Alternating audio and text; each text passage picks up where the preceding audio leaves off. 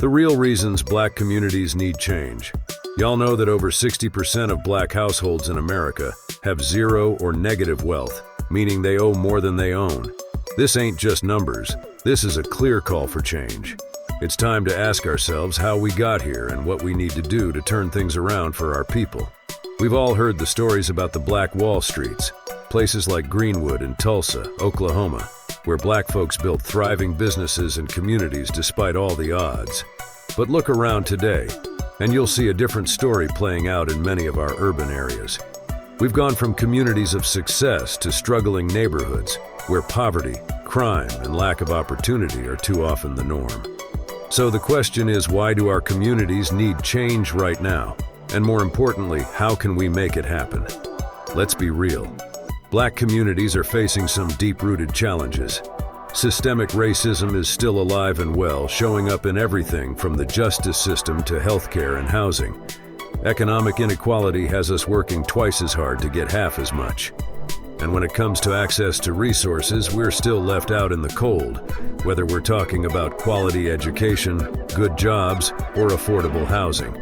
We can't keep ignoring these issues, acting like everything's gonna fix itself. We need to address them head on, and we need to do it now. Back in the day, we had communities like Harlem in New York or Bronzeville in Chicago, places where black culture, business, and innovation flourished. These neighborhoods weren't just surviving, they were thriving. But what happened?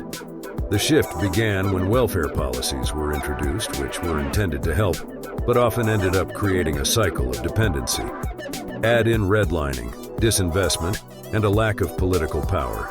And it's no surprise that many of these once successful communities fell into decline. Now we see cities like Detroit, Baltimore, and Cleveland in urgent need of revitalization. The lesson here is that we've got to take control of our future, learning from our past successes and failures.